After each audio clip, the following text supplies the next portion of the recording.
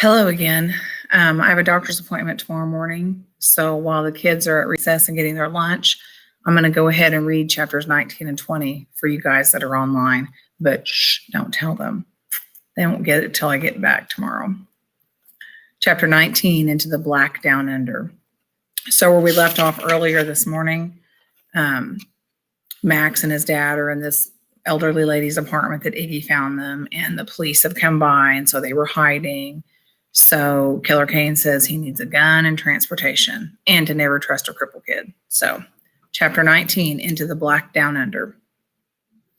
We have to leave the old lady's place because you never know. The cops might come knocking on each door.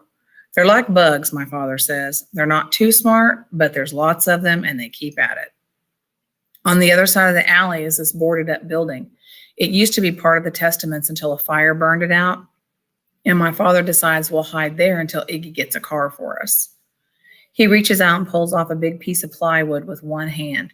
The screechy noise the nails make sounds like a cat fight. And the next thing, there's a real cat, a black one that leaps out from behind the plywood. My father jumps so hard he yanks me to the ground and I bump my head. Dumb animal, he says. Get up now, that's just a scratch. A little blood never hurt a man.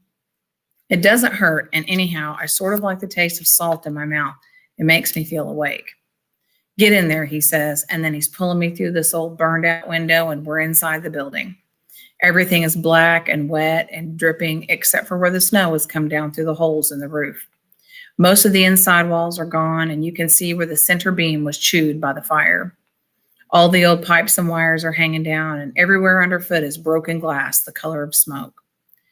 I used to wonder what hell looked like, he says. Now I know. He finds a place where the stairs go down into the basement and he pulls away the boards and planks. You should feel right at home, he says, cooped up like you were in that cellar hole. It's so dark he has to use a cigarette lighter and the flame is so puny, which is small. You can't see to the bottom of the stairs. You go first, he says. We can't have both of us on the same step. It might break. The steps are made of thick wood, but slick and punky soft where the water has been dripping all these years. And I can feel how it sags under my feet. There's a rail that's hard to grab with my hands tied, and the way he's holding up the lighter, you might as well keep your eyes closed because it's that dark. You can't see a thing. I slip and start to fall, and then he's pulling back on the rope, and I'm hanging there in the middle of the air with my feet skittering, and he's going, easy does it, boy. We'll take this one step at a time. Finally, we get to the bottom. There's a little slant of light coming through this narrow cellar window, enough so we can feel our way around all the burned junk that has fallen through the floor. The accommodations could be better, he says. I'll grant you that. Soon as Iggy fixes things, we'll be on our way. He ties my feet back up and loops the rope tied around this old busted up boiler that's tipped over so I can't move or see what's behind me. Understand, you can't be trusted quite yet, he says. Once we get on the road, things will be different. You'll get smarter every mile we put between us and this place. He rips a piece off my shirt and ties it on my mouth so I can't be shouting, he says, and wake up the neighborhood. He rubs his hand through my hair again real gentle. I'm pretty sure there's this sweet smile on his face, although it's so dim you can't be sure. You just sit tight here a minute, he says. I have to see a man about a car. Then he's gliding away and I hold myself still in case this is a trick and he's really sneaking out behind me to see if I can't get my hands loose, which I can't. They're numb and bloated from the rope cutting into my wrists, and finally I stop trying and just sit there letting my eyes open up in the dark. I can barely make out that narrow window, hardly big enough so a cat could slip through, and under it is this big pile of coal slagged up against the foundation wall. Overhead, there's creaking with the weight of him moving around, trying to be light on his feet. I'm listening to him up there and trying to see out that little window when something moves against the light. I'm pretty sure there's a scratching sound coming from the window, except you can't always believe what you hear in the dark.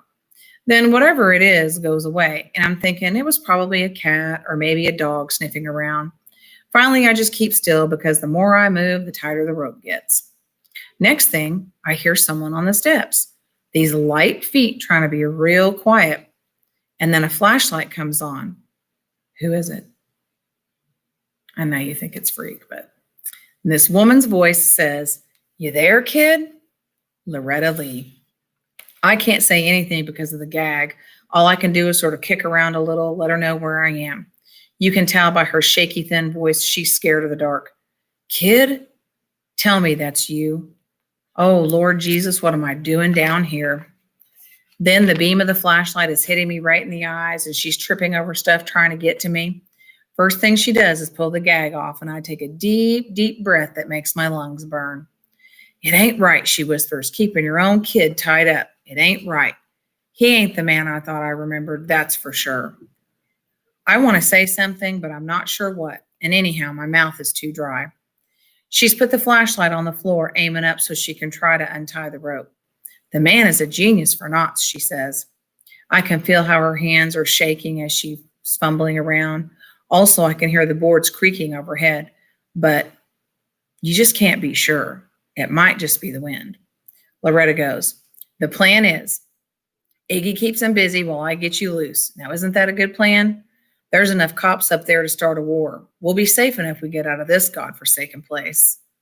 Her hands are pulling at the rope, nervous and quick, but the knots just keep getting tighter. Finally, she gets this idea to cut the rope on the ragged edge of the boiler. I saw this in the movies once, she whispers. I forget what movie. She's working the rope against the sharp edge of that old boiler, and sure enough, it cuts through. Just one cut won't do it, though, and she has to do it twice more before my wrists get loose. And I can't really help much because my hands are all numb and swollen. Next thing is this piece around your ankles, she says. I sure can't carry you up out of here. You think you can walk? I get these loose? Yes, ma'am, I say. That makes her giggle. My, ain't we got polite all of a sudden, she says. There, that should about do it. My feet come loose and I try to stand up and I have to lean some of my weight on her. She goes, just a second, sugar. Let me get this flashlight. She bends over for the flashlight and then she's making this sound like something's caught in her throat. Two big hands are squeezing her neck. I see how my father is coming huge out of the dark and he's got his hands around her throat, shoving her back. You ignorant creature, he says. I'll teach you to put your dirty hands on my son. Loretta can't say anything. She's sinking down to her knees and trying to pull his hands away from her neck, but it's useless. She can't stop him. He's squeezing her dead with his bare hands, and no one can stop him. No one. No one. Chapter 20. Freak the Mighty strikes again. Even a total goon like me knows you can't stop Killer Kane, but I go ahead and try anyhow. My hands are still numbed out and I can hardly walk, so all I can do is sort of fall on top of him and try to shove him loose from her. I'm going, stop, I see you. I see you, Daddy. Please, please stop. You're killing her. He just twitches me away. He's made of iron and steel. He's gritting his teeth and squeezing her neck. You can see the whites of her eyes, and she's not even trying to get away anymore. I try to get between them, and I'm going, I saw you kill her. I saw you kill Mom. I never forgot, not ever. I know you did it. I know. It's like I'm trapped underwater or something.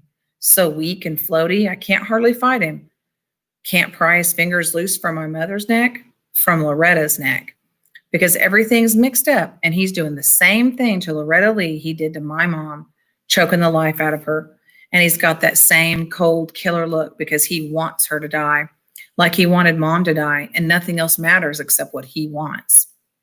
I'm there in the dark pushing at him. The light catches her eyes and I can see her looking at me. She's so far away, it's like I'm 4 years old again, peeking out from behind the bedroom door and then running to bang my little fists at him while the light fades from her eyes. I can't get him loose of her, so all I can do is keep screaming. I know you killed her. I saw you. I saw you do it. You killed her and I'll never forget, not ever. Finally, he kind of jerks his head and I can feel him looking at me. And then his hands open. Loretta slips away and I can hear her breathing like a broken bird in the cellar dark. What? He says, reaching for me. What did you say? I saw you do it, I say. I saw you kill my mother. You weren't but 4 years old, he says. And now his big hands are starting to curl around my neck, except he's holding me soft. I can feel his heart beating and his cool breath in my face that makes me want to fall asleep. You can't possibly recall that event, he says. You think you can, but you can't. I can, I say, I do. That's the poison they put in your mind, boy. They brainwashed you into thinking you can remember. He's pulling me closer, holding me soft by the neck, and now I can feel the pulse in his hands. They never talk about it, I say. They don't have to because I can never forget it no matter how much I try. No, he says, and his face is so close, I can feel the heat rising off of him. Impossible, you can't. You were wearing your brown corduroy trousers, I say, talking so fast it makes me shake inside, and the black t-shirt with no sleeves. I tried to stop you and I couldn't, and you carried me back into my room and put me to bed and told me I was just dreaming.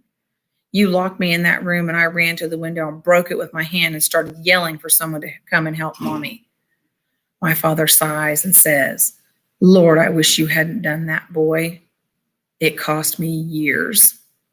They caught you, Daddy, and they put you away forever, except then you fooled them and they let you go. I have to clean this up, he says, like he's talking to himself alone. I have to clean this up and get out of here. That's when his hands start to tighten hard and fast around my neck. I'm trying to fight him, but I'm so small and weak, and he's so big and strong. You can't stop him. No one can stop Killer Kane. He squeezes and squeezes and squeezes. I'm in this faraway place falling backwards, real slow and dreamy, when I hear a window breaking. Then a small faraway voice is saying, Put your hands up, villain. And I really am falling, and the air is coming back into my lungs so fast it hurts. I'm lying there all crumpled up sideways. I can see Freak. He's rolled down through the cellar window into the pile of coal, and he's trying to stand up. I'm warning you, he says in that fierce, bold way he has. He's got a squirt gun, one of those big blaster models that holds about a gallon of water. Killer Kane is looking at me. He's looking at Loretta all crumpled and moaning. He's looking at Freak. Then he shakes his head and goes, I know a real gun when I see it, you little monster. He makes a move, reaching out. Freak scuttles back a little ways, but he can't really run. And even if he could, there's no place to go. This is your partner in crime, Killer Kane says to me. I guess maybe you are a retard after all. Freak is pointing the squirt gun right in his face, and he says, Guess what I got for Christmas, Mr. Kane? Guess right, because your life depends on it. Killer Kane doesn't say anything. He's just reaching out real slow because he knows that Freak can't get away. This squirt gun, Freak says, and a chemistry set. That's what I got for Christmas. Killer Kane just looks at the squirt gun. He shakes his head like, who are you kidding? Sulfuric acid, Freak says, raising up the gun and sighting along the barrel. Good old reliable H2SO4, an oily, colorless, corrosive liquid used in dyes, paints, explosives, and many chemical experiments. Killer Kane says, you're lying, kid. You can't fool me. That's when Freak squeezes the trigger and sprays him right in the eyes. Then Killer Kane is screaming in this high, scared voice. His hands are scrubbing at his eyes, and it's like that scream wakes me up. Because the next thing I know, I've got Freak in my arms, and I'm running through the dark for the stairs, running as fast as I can on feet I can't even feel. Go, Freak is yelling. He's right behind you. Go. I can't look back, but I can feel him, feel the icy cold breath of him on the back of my neck and the hands reaching blind to grab me. And then I'm going up the stairs, just flying. The steps are breaking under my feet, and he's howling in rage behind me. His hands are scrabbling at my ankles, and for just a second, he has me. I kick loose, and then we're up on the first floor, bursting out of the cellar hole. I can see daylight coming through the boarded up plywood, and I cover Freak with my arms and just dive through that plywood. Wham! The sunlight blinds me, and we're skitter rolling through the clean, cold snow. Hands are grabbing at me, and I'm fighting to get away. Easy, a voice says. Take it easy, kid. You're okay. Iggy Lee. He's looking down at me with red eyes, and you can see where he's been chewing at his beard. I'm sitting there in the snow, squinting up at Iggy and all these cops. There must be a million cops. And Freak is laughing like a maniac and saying, it worked. He fell for it. Soap and vinegar and curry powder. It worked like a charm. I don't understand what he's talking about right then. It's only later I figure out there wasn't any real acid in the squirt gun. It was soap and vinegar and curry powder that made Killer Kane think his eyes were burning up. Killer Kane, who is still rubbing frantic at his eyes and begging for help when they put the handcuffs on him and shove him back into the police van. All I've got room to think about is poor Loretta. That's what I'm telling the cops, that she's down there in the cellar. I'm afraid that no one is listening, but they must be, because right away they're bringing her up out of the cellar and Iggy is running to her and crying her name. She's still breathing, somebody says. Then Graham is shoving through the crowd of cops and Grim is right behind her and Gwen is there too. And everybody is making a big sloppy fuss, especially Graham, who's hugging me so tight I can't hardly breathe. The fair Gwen is hugging Freak and she's saying, I told you to stay in that car, didn't I? Didn't I? Freak, he's looking over her shoulder at me, looking over Graham's shoulder, and he gives me the thumbs up as she carries him away. Freak the mighty, he says. Freak the mighty strikes again. Okay, now remember, you people online are a little ahead of the classes, so don't be telling them what happens. Anyway, have a great rest of your day. Have a great Tuesday. And fingers crossed I get moved to a boot and out of this cast. I'll see you guys later. Bye.